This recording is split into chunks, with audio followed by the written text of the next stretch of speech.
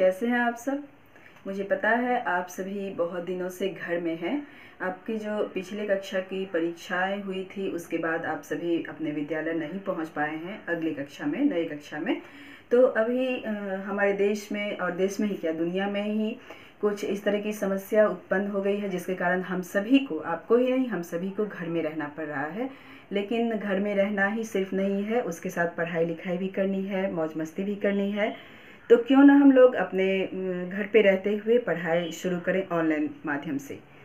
तो आज हम आपके लिए कक्षा 4 के बच्चों के लिए लेके आए हैं हिंदी भाषा यानी हिंदी व्याकरण, हिंदी ग्रामर आपको पढ़ाने वाले हैं, जिसका पहला पाठ का नाम है भाषा, लिपि, बोली, व्याकरण तथा साहित्य। तो इसमें बारी बारी से हम आपको विभिन्न टॉपिक जो यहाँ पर दिया हुआ है, तरह तरह के जो यहाँ पर टॉपिक है वो हम बारी बारी से आपको पढ़ाएंगे, बताएंगे इसके बारे में। तो सबसे पहले हम आपको बताना चाहते हैं कि यह भाषा क्या है।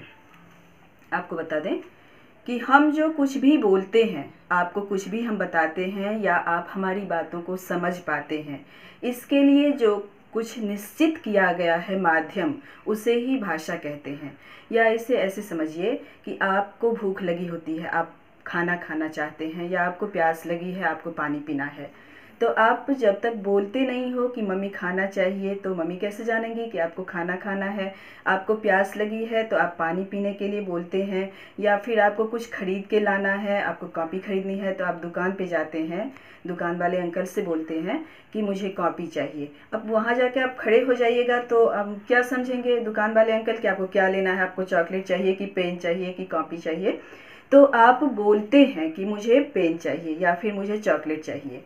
तो ये है भाषा। आपकी बातों को दुकान वाले अंकल समझते हैं, आपकी बातों को आपकी माँ समझती हैं, और आपको फिर वो जो आप चाहते हैं वो होता है। तो ये है भाषा। आप बोले हैं और सामने वाले आपको सुन के समझे हैं। या फिर एक और होता है, कहीं पे आप लिखे हुए देखे हैं, उसको पढ़ के जाने हैं। जैसे मैं यहाँ पे आपको बताने जा रही हूँ कि आज मैं पहला पाठ व्याकरण का कक्षा 4 के लिए बता रही हूँ, जिसका नाम है भाषा, लिपि, बोली, व्याकरण तथा साहित्य। तो या तो आप हमें सुन के समझ रहे हैं कि आज के पहला पाठ का नाम क्या है, या फिर आप इसको पढ़ के समझ पा रहे हैं कि पहला पाठ का नाम क्या है। तो सबसे पहले भाषा के बारे में आपने जाना कि भाषा वह साधन है जिसके माध्यम से हम अपनी बातों को आप तक पहुंचा पा रहे हैं और आपके बातों को हम समझ पा रहे हैं। तो भाषा जो है विचारों के आदान प्रदान करने का एक माध्यम है। हमारे मन में क्या विचार है हम आप तक पहुंचाते हैं, आपके मन में क्या विचार है, आप क्या कहना चाहते हैं, वो हम तक आता है। यही माध्यम है, यही साधन है भाषा। और यदि परिभाषा की बात करें आपकी पुस्तक के अनुसार, तो भाषा वह सार्थक ध्वनियों का समूह है जिसके माध्यम से हम अपने विचार दूसरों के समक्ष रख सकते हैं तथा उनके विचारों से अवगत हो सकते हैं, यानी अपनी बात आपको बता सकते हैं, आपकी बात हम समझ सकते हैं। तो ये तो हो गया भाषा की परिभाषा। अब इसको जानना है कि भाषा के रूप कितने हैं। भाषा के 2 रूप होते हैं। एक तो मौखिक, हमने बताया कि हम जो बोल रहे हैं आप हमें सुन के हमारी बातों को समझ पा रहे हैं। इसमें बोलना और सुनना होता है। क्वेश्चन पेपर हम आपको मौखिक बता रहे हैं, टॉपिक आपको हम मौखिक बता रहे हैं और आप सुन के समझ रहे हैं। समाचार पत्र हम आपको मौखिक बता रहे हैं और आप सुन के समझ रहे हैं। ये हो गया भाषा का मौखिक माध्यम। और दूसरा होता है लिखित, जहाँ पे कि लिखना और पढ़ना। मैं कुछ नहीं बोलूँगी, चुपचाप मैं यहाँ पे सारा चीज़ लिखते जाऊँगी, हर एक एक टॉपिक लिखते जाऊँगी और आप उसको पढ़ के समझ लोगे।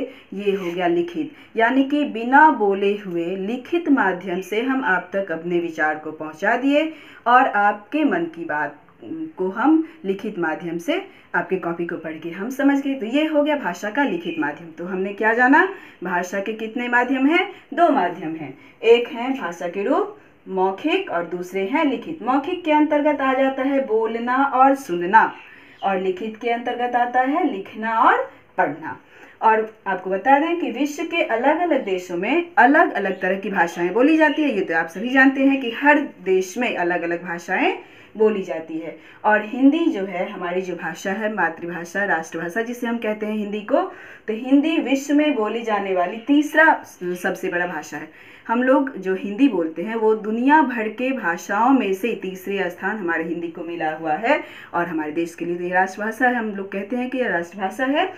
अब आपको ये बता दूं कि भारत में संविधान द्वारा 22 भाषाओं को मान्यता दी गई है, जिसमें पहला है हिंदी, उर्दू, पंजाबी, संस्कृत, मराठी, उड़िया, गुजराती, असमिया, तमिल, तेलुगु, सिंधी, कन्नड़, बांग्ला, मणिपुरी, कोंकणी, नेपाली, मलयालम, कश्मीरी, बोडो, डोगरी, मैथिली तथा संथाली।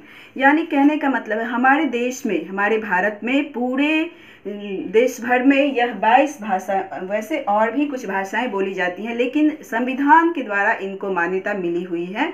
यानी कि अधिकतर भागों में, या ऐसे कह सकते हैं कि पूरे देश में इतने 22 भाषाओं के द्वारा ही विचारों का आदान प्रदान होता है। तो अब अगले कक्षा में हम लोग पढ़ेंगे लिपि और बोली क्या है।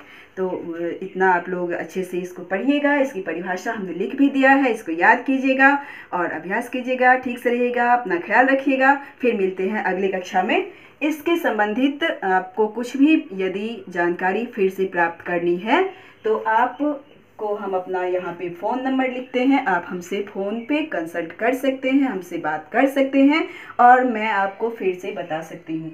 ये मेरा नंबर है 9709419361। मेरा नाम तो आप सबको पता ही है, मेरा नाम है प्रतिभा प्रीति। मिलते हैं फिर अगले कक्षा में, तब तक के लिए बाय।